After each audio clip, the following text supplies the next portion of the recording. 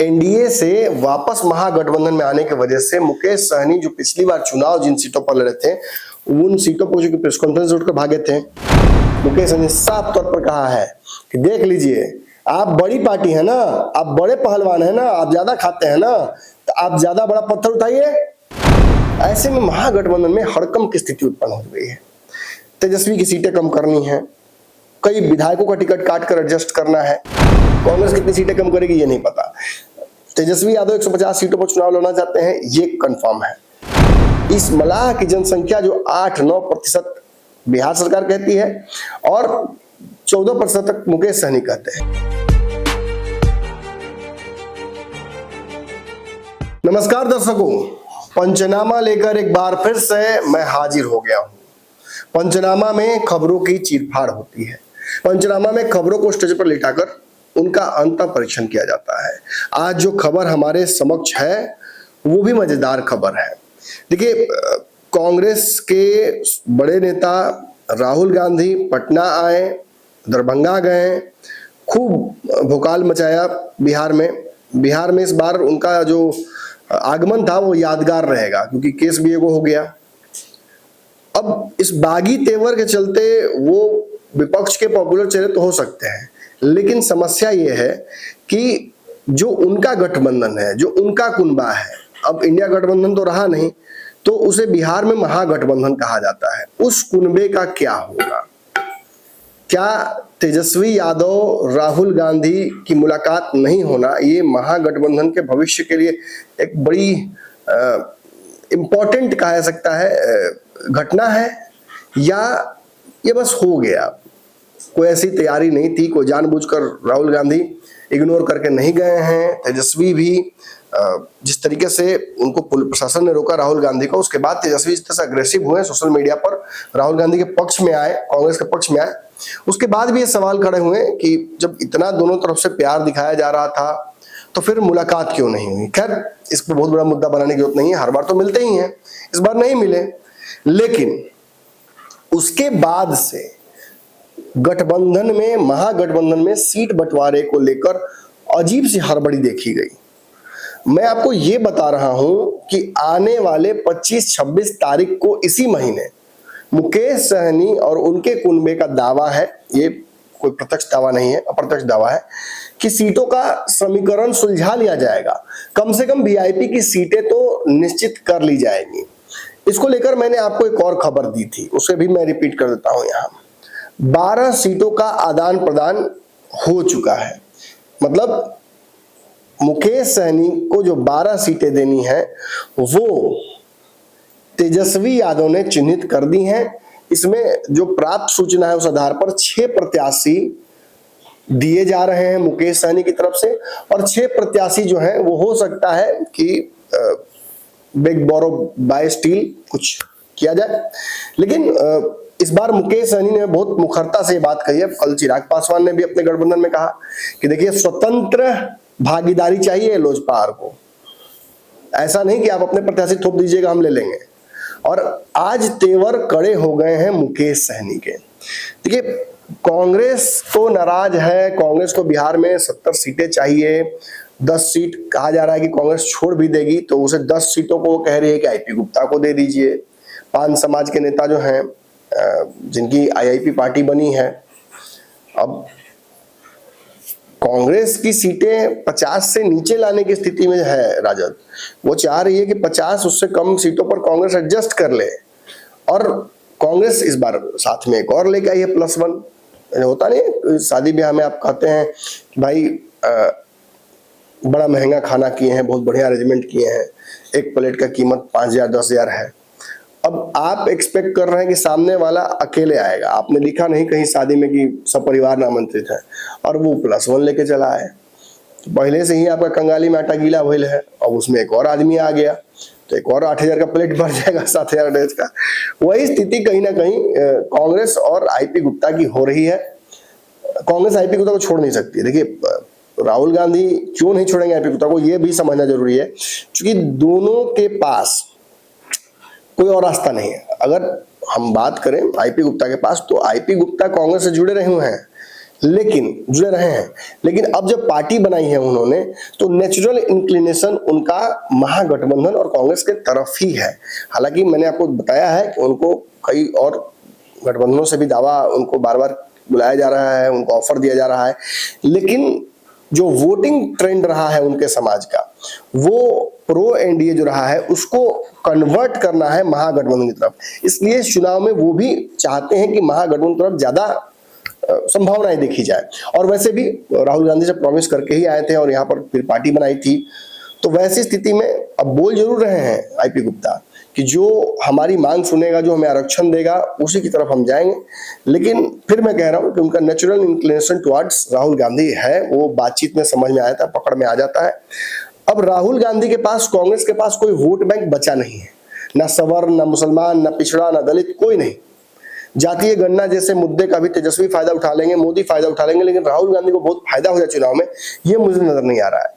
तो ये आईपी गुप्ता का समाज जो 158 सीटों पर 15,000 से अधिक वोट लेकर, वोट बैंक जिसके पास है, जो प्रेस कॉन्फ्रेंस में दावा किया है आईपी गुप्ता ने, उस आधार पर एक बड़ा वोट बैंक 80 लाख बिहार में वोटर्स जिस समाज के हैं, वो उस नेता को अगर कांग्रेस अपने साथ रखती है तो एक वोट बैंक तो मिल जाएगा ना। अब तेजस्वी यादव के पास एमओआई है, लेकिन फिर भी क्यों मुकेश सहनी को अपने साथ रखते हैं?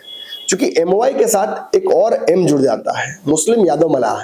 इस मलाह की जनसंख्या जो 8-9% बिहार सरकार कहती है और 14% तक मुकेश सहनी कहते हैं, ये वोट तो तेजस्वी को ही जाएगा ना। इस तरीके से 5 समाज अगर कांग्रेस राहुल गांधी साथ रखते हैं और उनको 10 सीटें जो उनकी डिमांड है वो मिल जाती हैं, तो वो भी वोट आपके पास आएगा, वो भी बड़ा वोट बैंक जो है वो कांग्रेस को मिलेगा और महागठबंधन को मिलेगा। तो यही कांग्रेस फंस गई है इसी जोड़ घटाव में। खैर, कांग्रेस कितनी सीटें कम करेगी ये नहीं पता। तेजस्वी यादव 150 सीटों पर चुनाव लड़ना चाहते हैं, ये कंफर्म है। मुकेश सहनी 60 सीटों की डिमांड रखे हैं, ये भी कंफर्म है। मुकेश सहनी को लेकर मैंने आपको परसों भी बताया, मैंने बहुत दिमाग लगाया उनकी पार्टी में, हर नेता से बंद कमरों में बातचीत की, कुछ नेता तो देख भी रहे होंगे, और मैंने बहुत प्रयास किया कि एक कमोबेश मसौदा निकल जाए। ऑन कैमरा संजीव मिश्रा जो कि पार्टी के राष्ट्रीय उपाध्यक्ष हैं, उन्होंने कहा, और छातापुर से प्रत्याशी भी हैं वो, तो उन्होंने कहा था कि हम 4-5 सीटें कम कर लेंगे, मतलब 60 से 55 पर मामला आ गया। एक और नेता जिनका नाम मैं यहां नहीं लूंगा, उनका दावा है कि हम 50 से नीचे सीटों पर तैयार हैं, हम बहुत कम 50 से ले लेंगे सीट, लेकिन हम डिप्टी सीएम पर अड़े रहेंगे। जब मैंने उनसे कहा कि मान लीजिए डिप्टी सीएम अगर तेजस्वी दे देते हैं तो कितने कम सीटों पर आप चुनाव लड़ पाइएगा, क्योंकि अगर 150 सीटों पर राजद लड़ना चाहती है, पिछली बार 140 पर लड़ी थी, 50 सीटों से कम कांग्रेस में मैं लड़ता हुआ नहीं देख रहा हूं, फिर कांग्रेस भाग जाएगी। तो 150 से 50 अगर जोड़ते हैं तो 200 सीटें तो यही हो जाती हैं। लेफ्ट की पार्टियां 30+ सीटों पर चुनाव लड़ने वाली हैं, तीनों मिलाकर 20 सीट पर एक पार्टी लड़ेगी, बाकी दोनों भी 5-5 सीट पर लड़ेंगे, तो वो भी 30 सीटें हो जाती है। तो बचता कहाँ है सीट? ऐसे में कैसे एडजस्टमेंट होगा? इसी में पशुपति पारस भी हैं, 8-10 सीटों की डिमांड उनकी भी है। अगर कम भी दीजिएगा तो 6-7 सीट तो देबे ना कीजिएगा, लेफ्ट से तो ज्यादा दीजिएगा, लेफ्ट की छोटी पार्टियों से ज्यादा ही दीजिएगा, कैसे एडजस्ट कीजिएगा? और भी कुछ घटक दल हैं इधर उधर से, उपेंद्र कुशवाहा भी आ सकते हैं, स्थिति बनी हुई है। तो ऐसे में पेच जो है महागठबंधन का वो थोड़ा ज्यादा फंस गया है। वहां तो केवल चिराग पासवान को एडजस्ट करना है, अगले दिन सीट अनाउंस कर देना है, सीधा बात है, और किसी को कुछ बताना नहीं है। पेच फंसाए हुए चिराग पासवान, एनडीए में और कोई समस्या ही नहीं है। एक ऐसा स्पीड ब्रेकर आ गया है चिराग पासवान का कि धड़ धड़ गाड़ी निकल रही थी, अब ऐसा स्पीड ब्रेकर लगा दिया चिराग पासवान की गाड़ी रोक कर धीरे से चढ़ा कर उतरना पड़ रहा है, और उसमें भी कोई गारंटी नहीं है कि गाड़ी आगे बढ़ेगी ही। इसके बाद जब तक चिराग पासवान अपने हिस्से की सीटों को कंफर्म नहीं करा लेंगे, एनडीए की गाड़ी एकदम हॉल्ट पर रहेगी, लेकिन पूर्णतः रुकेगी नहीं। रुका हुआ कहां है? देखिए, रुक तो गया है सीट बंटवारा महागठबंधन की, 3 बड़ी बैठकें हुई, फिर भी कोई रास्ता नहीं निकल रहा है। अब खबर आ रही है कि सीट बंटवारे पर तत्काल रोक लगा दी गई है, और मुकेश सहनी दावा यह भी कर रहे हैं कि 25 से 26 तारीख तक, मैक्सिमम 30 तारीख तक इस महीने उनकी सीटें तो कंफर्म हो जाएंगी, भले वो अनाउंस करे ना करे। ऐसे में महागठबंधन में हड़कंप की स्थिति उत्पन्न हो गई है। तेजस्वी की सीटें कम करनी है, कई विधायकों का टिकट काट कर एडजस्ट करना है, तो समस्या ये होगी कि मुकेश सहनी उठकर वहां से यहां तो आ गए, लेकिन अब दिक्कत इसमें बड़ी है। एनडीए से वापस महागठबंधन में आने की वजह से मुकेश सहनी जो पिछली बार चुनाव जिन सीटों पर लड़े थे उन सीटों पर जो प्रेस कॉन्फ्रेंस उठकर भागे थे और तेजस्वी यादव से नाराज हो गए थे और भाजपा ने उन्हें 11 सीटें दी थी। उन 11 सीटों में कई सीटें वो राजद के खिलाफ भी लड़े थे। ऐसे में राजद और महागठबंधन के खिलाफ तो बाकी सारी सीटें लड़ी थी, तो अब उसमें 4 सीट वो जीते थे, बाकी की सीटें हार गए थे 7। तो अब वो 4 जीती हुई तो चाहिए होगी उनको, 7 जो हारी हुई सीटें हैं उन पर भी उनका दावा बनता है और ये सारी सीटें राजद के पास है। अब यहीं पे बड़ा पेंच राजद या कांग्रेस के पास है, अब यहीं पे बड़ा पेंच फंसता है। पिछली बार वो सिमरी बख्तियारपुर लड़े थे, साहेबगंज से जीते थे, गौरा बोराम था, मढ़ौरा था, बोचहा था, ब्रह्मपुर, सुगौली, मधुबनी, केवटी, बलरामपुर, अलीनगर, इन सीटों पर वो लड़े थे। और कहा जा सकता है कि इन सीटों के अलावा जो 4 जगह तो जीते ही, लेकिन उनका प्रदर्शन अच्छा किन जगहों पर था, बोचहा, ब्रह्मपुर, सुगौली, मधुबनी, केवटी, बलरामपुर, अलीनगर, इन सीटों पर उनका प्रदर्शन बहुत बढ़िया था। और इस बार जो मुकेश सहनी सीटों की लिस्ट जो उन्होंने जारी की है उसमें सिमरी बख्तियारपुर जो सहरसा की सीट है वो उनको चाहिए, साहेबगंज मधेपुरा से वो उनको चाहिए, गौरा बोरम चाहिए ही, मढ़ौरा चाहिए ही, दरभंगा की एक सीट है, एक सारण की सीट है, इसके अलावा जो सुगौली की सीट है पूर्वी चंपारण की वो उनको चाहिए, मधुबनी की सीट उनको चाहिए, केवटी उनको चाहिए, अलीनगर उनको चाहिए, ब्रह्मपुर उनको चाहिए, ये सब सीटें वो मांग रहे हैं। इसके अलावा आलमनगर में कार्यक्रम के दौरान उन्होंने तो प्रत्याशी एक तरीके से घोषित कर दिया था। फिर केसरिया सीट पर एक वर्तमान जो एमएलसी हैं उनके पुत्र लगातार तैयारी कर रहे हैं, वो वीआईपी पार्टी से हैं भी और उनकी तैयारी भी मजबूत है और मुकेश सहनी वहां बार बार कार्यक्रम भी कर रहे हैं। इसके अलावा सराय रंजन सीट पर मलाहों की बड़ी जनसंख्या है, इस सीट पर भी मुकेश सहनी ने दावा किया है, ऐसे सूत्र के हिसाब से हमें खबर प्राप्त हो रही है। छातापुर की सीट भी वो आलमनगर वाली सीट की तरह ही है। यहाँ भी सुपौल की सीट पर उन्होंने अब तक जितने कार्यक्रम हुए हैं, और यहाँ से संजीव मिश्रा हैं जो उनकी पार्टी को ज्वाइन किए हाल ही में, उनके राष्ट्रीय उपाध्यक्ष भी हैं, और संजीव मिश्रा का दावा इस सीट पर चुनावी दावा है। मुकेश सहनी के साथ जो उनके रिश्ते हैं उस आधार पर भी ये लग रहा है कि ये सीट तेजस्वी यादव और उनके बीच में डील हो गई है। जो 12 सीटें पहली लिस्ट जो दी गई है उसमें आलमनगर, केसरिया, सरायरंजन और छातापुर है, इसका कंफर्मेशन हमें प्राप्त हो चुका है। अब बाकी सीटों का मुझे नहीं पता, लेकिन बाकी कौन कौन सी सीटें हो सकती है। देखिए बाकी जो सीटें हो सकती हैं संभावित वो है मुजफ्फरपुर, कुढ़नी और राय दोनों चाहिए, सहरसा, सीमांचल में किशनगंज, अररिया, महिषी सीट, वैशाली से राघोपुर सीट देखिए अपने आप में कॉम्प्लिकेटेड सीट है। फिर उसके बाद वो जो डिमांड कर रहे हैं उनमें और भी कुछ सीटें हैं। छातापुर की सीट तो मैंने बताया ही आपको, उनके तरफ से कुछ और सीटों को देखिए, जैसे बताता हूं आपको, साहेबगंज है, बोचहा तो मैंने बताया ही आपको। हाँ, तो ये सारी सीटें हैं जो मुकेश सहनी मांग रहे हैं। इन क्षेत्रों में सीट डिमांड करने का एक बड़ा कारण यह है कि यहाँ की जनसंख्या जो है वो 50% से अधिक ईबीसी, एससी, एसटी की है, और यहाँ पर जो मलाहों की जनसंख्या है वो भी अच्छी खासी है। जीत हार का फैसला करते हैं नोनिया, बेलदार, ये सारी जातियां इन क्षेत्रों में भरी पड़ी हुई हैं और इन क्षेत्रों पे उनका दावा है। लेकिन मुकेश सहनी आखिर ये दावा कर रहे हैं, इन दावों के आधार पर एक टाइम फ्रेम भी उन्होंने सेट कर दिया कि 25-26 से 28 तक उनका हो जाएगा। लेकिन आखिर नाराजगी कहां हो रही है? देखिए एक इंटरव्यू दिया है मुकेश सहनी ने, इस इंटरव्यू में बहुत सारे पत्ते उन्होंने खोल दिए हैं।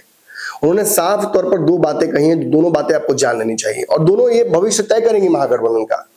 एक पहला दावा उनका ये है कि देखिए जो 80 सीटें, याद होगा 80 सीटें मैंने आपको बताई थी जिन पर महागठबंधन कोई लड़ना ही नहीं चाहता है, क्योंकि ये 80 सीटें श्योर शॉट हार सीटें हैं, ऐसा महागठबंधन मानता है। पिछली बार हर दम लगा लिया था, नहीं हो पाया था। इनमें ज्यादातर सीटें ऐसी हैं जो कई बार जीते हुए हैं, जिसमें से छातापुर एक सीट है जहां 3 बार इंदिरा बाबू जीते हुए हैं। फिर सराय रंजन सीट है जहां पर 4 बार जीते हुए कि 3 बार जीते हुए हैं विजय चौधरी। तो ऐसी कई सीटें हैं जिन पर वो अनविनेबल सीटें हैं आरजेडी के लिए, वो कांग्रेस के लिए अनविनेबल सीटें हैं।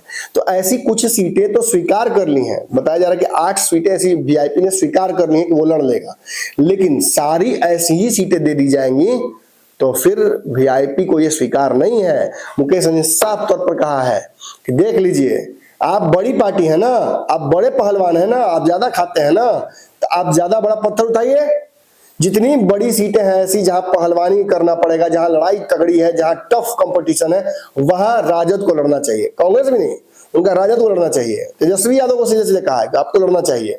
और फिर कहा है कांग्रेस जो पिछली बार गड़बड़ाई थी, पटना से प्रत्याशी भेजने पड़े थे कांग्रेस को, प्रत्याशी लोकल मिले नहीं थे, तो कई प्रत्याशियों को पटना से भेजा गया था। और ऐसी स्थिति में हार तो होगी ही ना। अब जैसे सुपौल में एक और सीट है विजय चौधरी के खिलाफ, सुपौल की सारी सीट, इसमें भेज दिया था पिछले बार मिन्नत रहमानी को। मिन्नत रहमानी को कितना वोट आया था, चेक कीजिए, आप चेक कीजिए। ऐसी कई सीटें हैं जिन पर कांग्रेस केवल हारने के लिए चुनाव लड़ने गई थी। ऐसे ही नीतीश कुमार के दिग्गज नेता के खिलाफ पटना से एक लड़के को भेज दिया चुनाव लड़ने के लिए नालंदा में, वहां वह हार हुई। पटना पश्चिमी में हार हुई। ऐसी कई सीटें हैं जहां पर हार श्योर शॉट थी और कांग्रेस फिर भी लड़ी थी। तो मुकेश सहनी का दावा है कि ये अब नहीं होगा। तेजस्वी यादव को मुख्यमंत्री बनना है तो उन्हें मजबूत सीटों पर खुद लड़कर जीत कराना पड़ेगा। इसके अलावा दूसरा जो बात उन्होंने कहा है वो और मजेदार है। उन्होंने ये दावा किया है कि इस बार महागठबंधन को सीएम कैंडिडेट और डिप्टी सीएम कैंडिडेट दोनों घोषित करके चलना चाहिए। जितने डिप्टी सीएम है आपके पास, चाहे कांग्रेस वाले हो या हम हैं, सब घोषित करके चलिए। उन्होंने कहा कि सीएम घोषित नहीं कीजिएगा तो चुनाव हार जाइएगा। उन्होंने ये भी कहा कि सीएम के साथ डिप्टी सीएम घोषित, तब हमारा समाज मानेगा कि हमको इज्जत मिलेगा, तब जाकर मलाह वोट करेंगे। मतलब सीधा सीधा नेगोशिएशन, एक हाथ दे एक हाथ ले। आप दीजिएगा हमको डिप्टी सीएम की कुर्सी और हमारी जो सीटें हैं उतनी, तब हम दूसरे हाथ से आपको मलाहों का वोट देंगे। मतलब ये है कि सीज फायर हो गया है, हॉल्ट हो गया है, युद्ध विराम हो गया है। युद्ध विराम नहीं कहिएगा इसको, तो ये तो एक तरह से युद्ध शुरू हो गया ना। तो इसको इस तरह से मानिए कि तत्काल प्रभाव से सीटों का बंटवारा महागठबंधन में रुक गया है। ये तब हो रहा है जब 3 बड़ी बैठकें हुई हैं, राहुल गांधी बार बार बिहार आ रहे हैं और इन बैठकों के संयोजक बनाया गया है तेजस्वी यादव को, तब ये स्थिति है। और ये भी दावा किया जा रहा था कि 30 तारीख तक सीटों का समझौता हो जाएगा और सब कुछ सार्वजनिक हो जाएगा, तब ये स्थिति है। तो भैया अभी तो बहुत पेच फंसना बाकी है। अभी तो गंगा जी में कितना पानी आएगा बहेगा, और अभी तो 4 महीने का चुनाव बाकी है। तो ये पंचनामा हमारा चलता रहेगा, चीरफाड़ हम करते रहेंगे। लेकिन इतना तय है कि दोनों गठबंधनों में एक तरफ चिराग पासवान पेच फंसाए हुए हैं तो दूसरी तरफ मलाह फंसाए हुए हैं। यानी पासवान जी और सहनी जी नहीं चाहते हैं कि सीट का बंटवारा हो, अगर हो तो हमारे हिसाब से। चलिए कल मुलाकात करते हैं। आज के पंचनामा में नहीं, धन्यवाद।